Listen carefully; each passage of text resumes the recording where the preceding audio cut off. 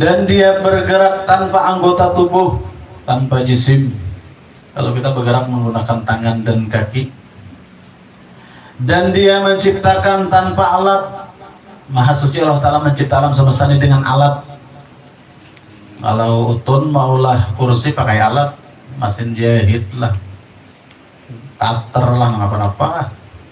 Abas Asda maulah rumah pakai alat, tukul lah, gergaji lah, tapak lon minyak lemak. tukul gergaji, tapak lon minyak lemak pakai alat. Tapi Allah Subhanahu Wa Taala khalaqas samawati wal ard bila alatin. Allah Ta'ala mencipta langit dan bumi tanpa alat. Mun alat sama ilong tukang. Mana pahat tadi ya? Pahat hilang. Baska. Makanya dibawa Bang Faisal. Itu kan kalau mau ngaku Tuhan ngarannya maulah rumah itu tak pakai alat lah. Karena sifatnya tidak menyerupai sifat makhluk, sebagaimana zatnya tidak menyerupai zat makhluk. Laisa kamitslihi syai'un wa huwas samiul basir. Allah Ta'ala itu tidak menyerupai akan dia oleh sesuatu apapun. Wa huwas samiul basir, dialah zat yang maha mendengar tanpa telinga, dan Allah Ta'ala maha melihat tanpa menggunakan mata. Namun Allah Ta'ala itu dituduh ada sesamaannya dengan sifat makhluk, maka batal sifat mukhalafatuhu ta'ala lil hawadis. Jangan sekali-kali kita berpikir kayak apakah generalnya bigi mata Allah Ta'ala lih. Berarti orang itu kan ada tauhid menganggap Allah Ta'ala bisi jisim bola mata.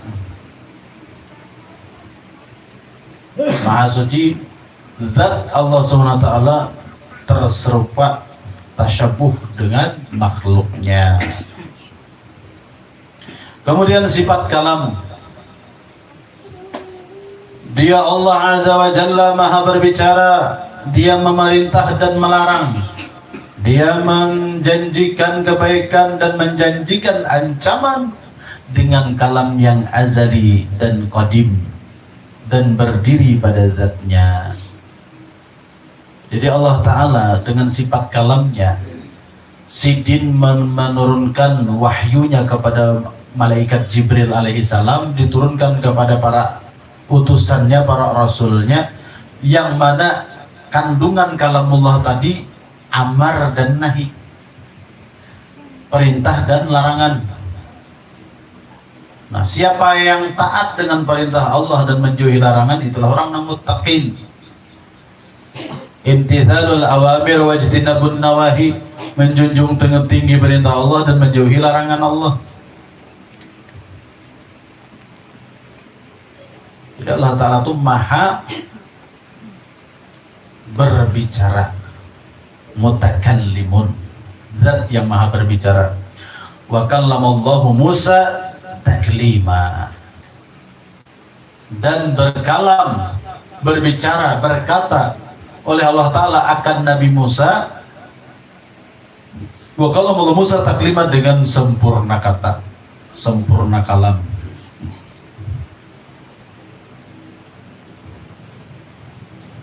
Maha bicara, dia memerintah dan melarang. Jadi firman Allah yang dijadikan sebagai wujud Al-Quran sekarang sebagai imam kita, pedoman kita, hudan lil muttaqin, petunjuk bagi orang-orang yang bertakwa. Di situ adalah kalamullah, nang isinya amar dan nahi, perintah dan larangan. Lihat aja di Al-Quran itu dua aja kisahnya, amar nahi, perintah larangan.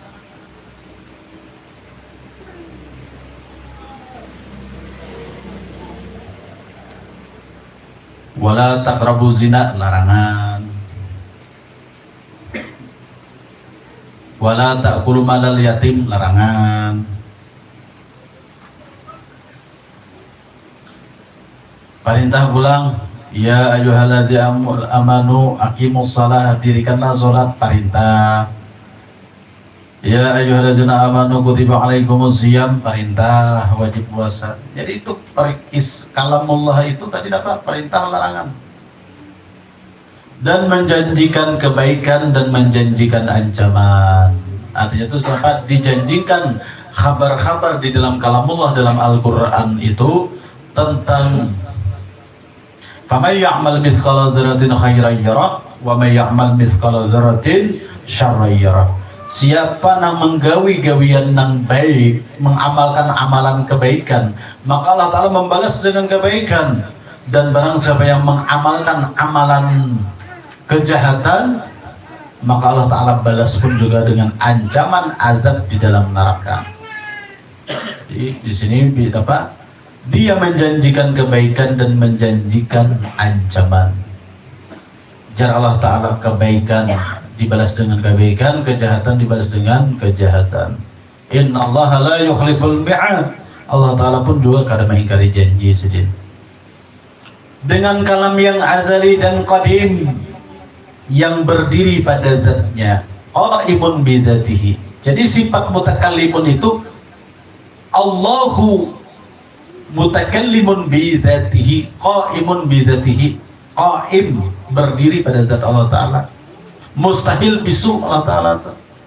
Cuma kalam Allah Ta'ala tadi bila harfin wala sautin, tanpa huruf, tanpa suara. Yang berhuruf, yang bersuara itu kalam makhluk, kalam manusia.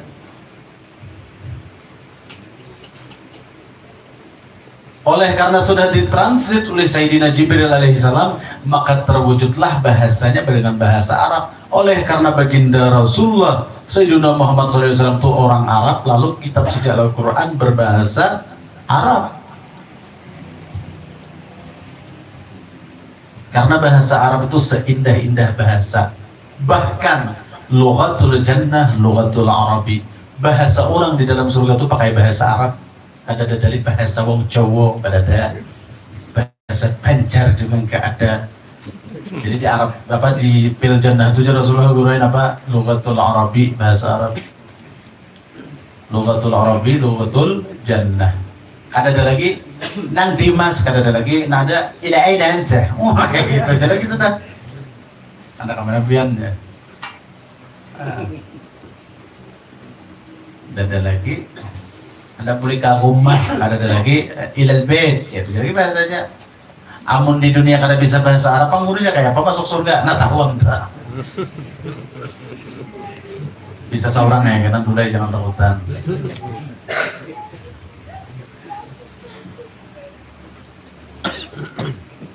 Jadi kalam Allah itu yang azali dan yang qadim, yang berdiri pada zatnya.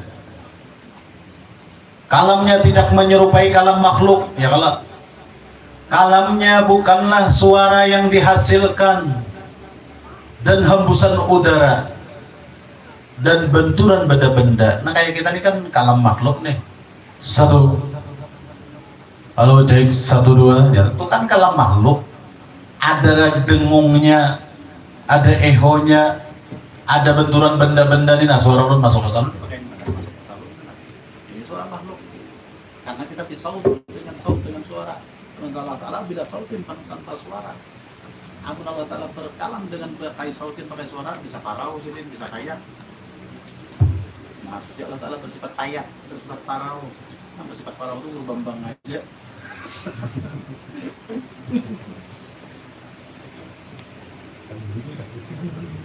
Halo, Tok, Anto. Mulai tadi guru manggil tanpa mic kadang-kadang, pas pakai mic kadang-kadang masuk ke benda. Kalau inilah kalam makhluk, kalamullah bila sautin tanpa suara. Maha suci kalamullah Ta'ala itu menyerupai suara guru pahami, membutuhkan alat dan bisa berubah-ubah. Apa tadi sini tadi? Kalamnya Allah bukanlah suara yang dihasilkan, kata kayak kita.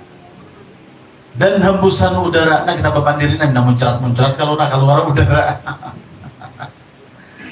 Dan benturan benda-benda, perlu ada benturan benda seperti pakai mic, pakai salon. Kalamnya tidak berupa huruf, nah yang dihasilkan sesuai gerakan lidah. Jadi kalam Allah Ta'ala tidak berupa huruf, yang dihasilkan sesuai gerakan lidah. A, B, C, D, E, F, G. Atau alif ba ta sa jim kha kha, kata kayak itu ngarannya apa di sini?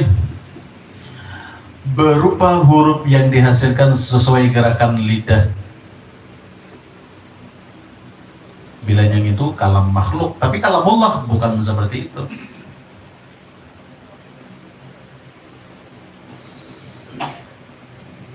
Napa guru jar ada di Al-Quran tuh? Idza arada syai'an ay yaqula lahu kun fayakun. Apabila Allah Ta'ala itu berkehendak kepada sesuatu, maka sidin mengatakan kun fayakun, jadi maka jadilah. Kun itu kalamullah lah, kalamullah cuman kun itu, kaf dan nun itu harfun, huruf. Fal harfu makhluk, huruf itu makhluk. Bukan Allah Ta'ala berkata kun itu tadi. Kun itu sudah bahasa nang sudah ditranslate oleh Sayyidina Jibril, sudah berbentuk bahasa Arab kepada Sayyidina Muhammad. Bukan Allah Ta'ala itu bahasa Arab, kada. Allah Ta'ala itu pakai bahasa Arab, isi lisan lain Allah Ta'ala ngarannya. Maha suci Allah Ta'ala bersifat seperti sifat makhluk, berisi ilat, berisi lidah, berisi logat, berisi bahasa. Kaf dan nun itu pun huruf, dan itu pun makhluk.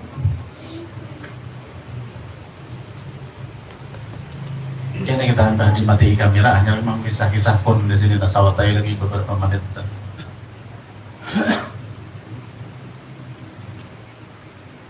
Taurat, Al-Quran, Taurat, Injil, dan Zabur adalah kalamnya.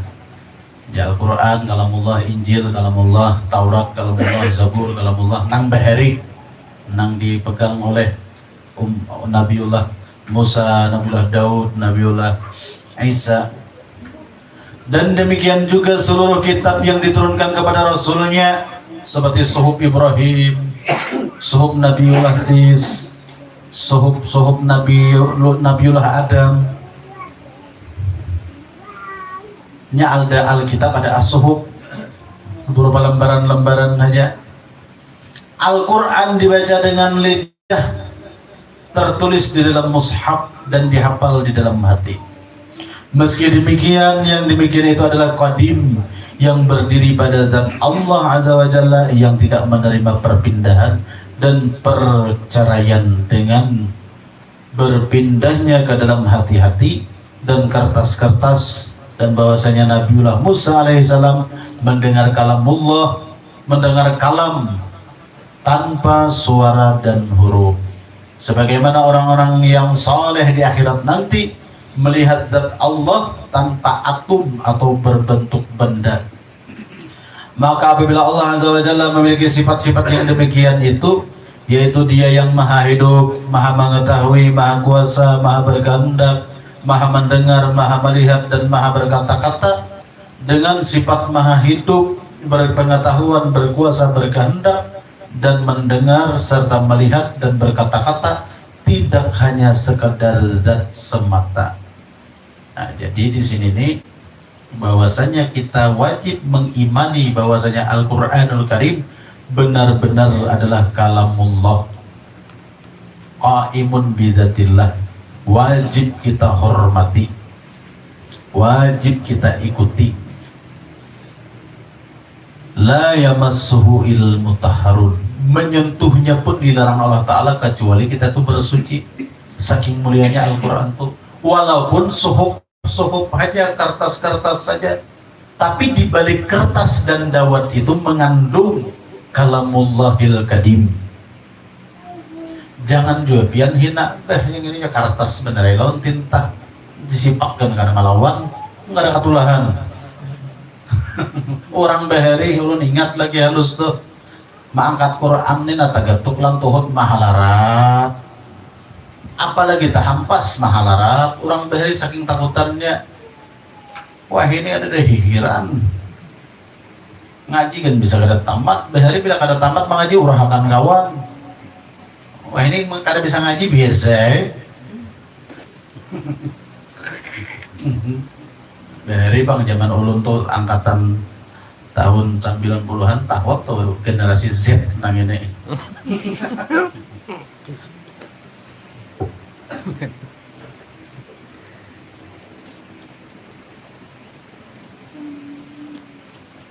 Al-Quran dibaca dengan lidah, tertulis di dalam mushaf, di dalam lembaran kitab mushaf terhadap Al-Quran, dan dihafal di dalam hati. Kawa dihafal kan dalam kalbu kita Al-Quran tuh.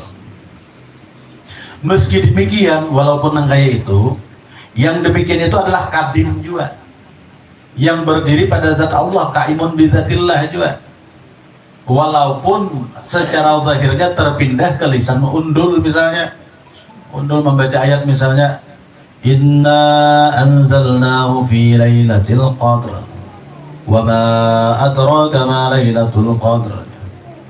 Zahirnya memang lisan undul, kalam undul, hakikatnya tetap kalamullah, datangnya dari Allah Ta'ala juga.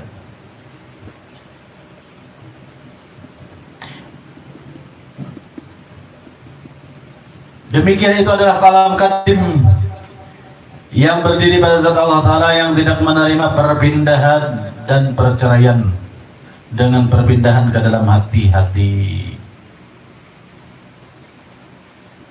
Dan kertas-kertas bahwa Nabi Musa alaihissalam mendengar kalam Allah tanpa suara dan huruf. Jadi nanti dengar Nabi Musa wa kalamullah Musa taklimat itu kan ada suaranya, kan ada hurufnya.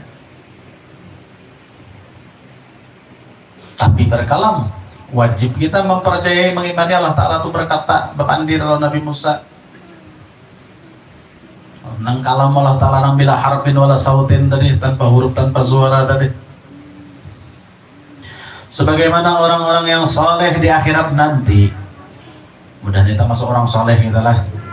Sebagaimana orang-orang yang saleh di akhirat nanti, mereka melihat zat Allah Ta'ala. Namun kada saleh berarti kada melihat zat Allah Ta'ala.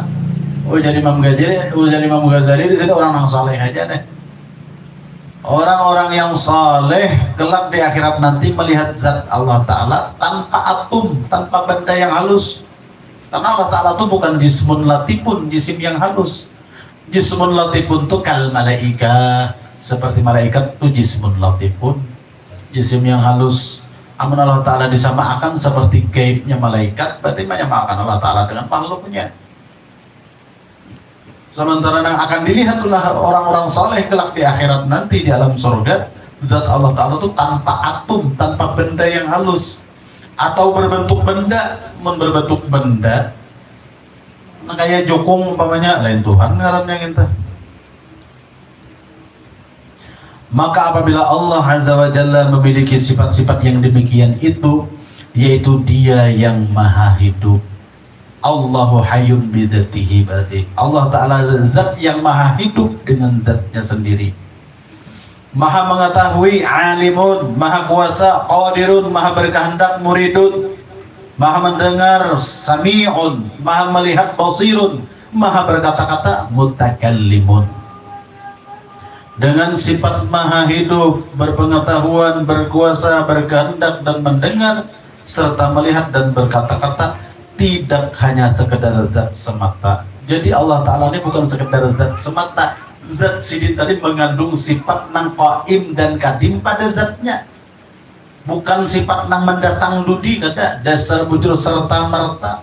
Dengan zat Allah Ta'ala nang maha hidup, maha berkata-kata, maha melihat, maha mendengar, bukan datang dudi. Amun kita datang berdudi, lahir ke dunia itu bisa ada pandir sudah. Mana mutakalimunnya? Jangan karena hanya lahir anak ulun pakih nang 2 tahun itu saja belum berpandir, belum ngerti apa kayak pandirnya tuh dah. Kayak kita ini mendatang ilmu, non kada mengaji dulu kada berilmu. Nah, sementara zat Allah Ta'ala tuh bujur-bujur bersifat kamalat, sempurna, dengan sesempurna mungkin. Bahwasanya ketujuh sifat ini bujur-bujur serta merta dengan zat Allah Ta'ala, qaim, kadim beserta Allah Ta'ala. Bukan sifat yang mendatang seperti sifatnya makhluk, dan tidak juga berhajat kepada telinga, mata, lisan, jisim, tubuh dan lain sebagainya. Maka itulah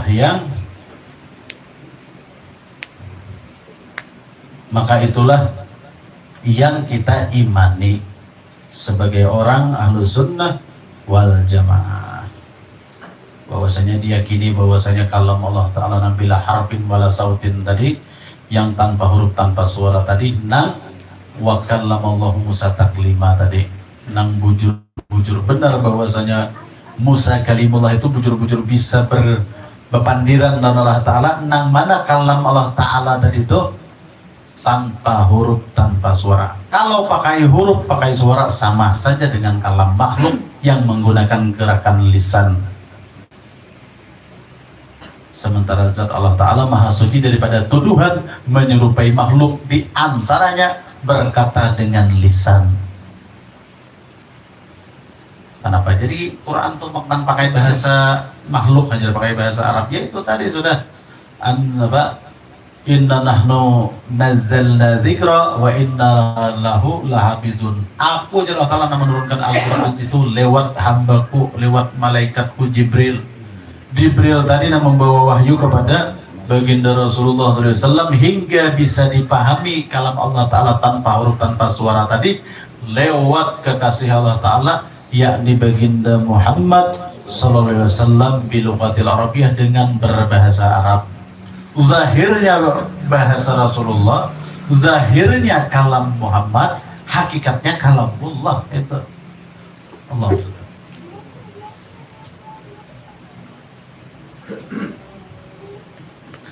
Nah, jadi zahirnya memang kalam Rasulullah pakai bahasa Arab, tapi hakikatnya tetap kita imani adalah kalamullah. Al-Quran itu bukan kalam Muhammad. Kainan kayak Abu Jahal, Al-Quran itu syair Muhammad, jadinya bukan firman Tuhan, padahal hanya syair Muhammad.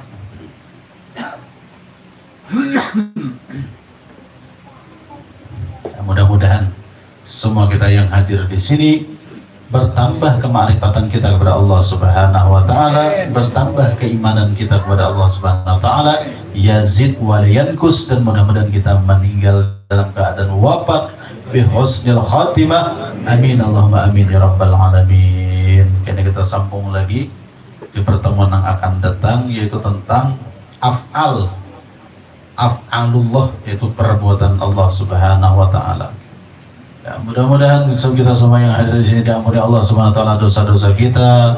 Mudah-mudahan Allah pandang wajah kita dengan pandangan rahmat dan ridha, dan mudah-mudahan baginda Rasulullah SAW mengakui kita sebagai umatnya hingga kita mendapatkan syafaatil uzma di padang mahsyar nanti, dan mudah-mudahan masuk surga bi ghairi hisab. Amin Allahumma amin ya rabbal alamin. Al-Fatihah. Bismillahirrahmanirrahim. Alhamdulillahi rabbil alamin. Maliki yaumiddin. Iyyaka na'budu wa iyyaka nasta'in. Ihdinas siratal mustaqim. Siratal ladzina an'amta 'alaihim ghairil maghdubi 'alaihim waladdallin. Amin. Amin ya Allah ya rabbal alamin. Bismillahirrahmanirrahim. Alhamdulillahi rabbil alamin. Allahumma shalli wa sallim ala sayyidina Muhammad wa ala ali sayyidina Muhammad. Allahumma iftah 'alaina ya Allah futuhal 'arifin. Allahumma iftah 'alaina ya Allah futuhal 'arifin. Allahumma iftah 'alaina ya fatah futuhal 'arifin.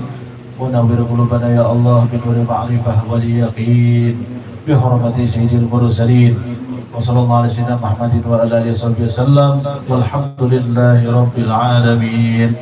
يا ربي بالمصطفى بلغ مقاصدنا واغفر لنا ما مضى يا واسع الكرم. يا ربي بالمصطفى بلغ مقاصدنا واغفر لنا ما مضى يا واسع الكرم. يا ربي بالمصطفى بلغ مقاصدنا واغفر لنا ما مضى يا واسع الكرم. يا أرحم الراحمين يا أرحم الراحمين يا أرحم الراحمين فرج على المسلمين. يا أرحم الراحمين يا أرحم الراحمين يا أرحم الراحمين فرج على المسلمين. يا أرحم الراحمين يا أرحم الراحمين يا أرحم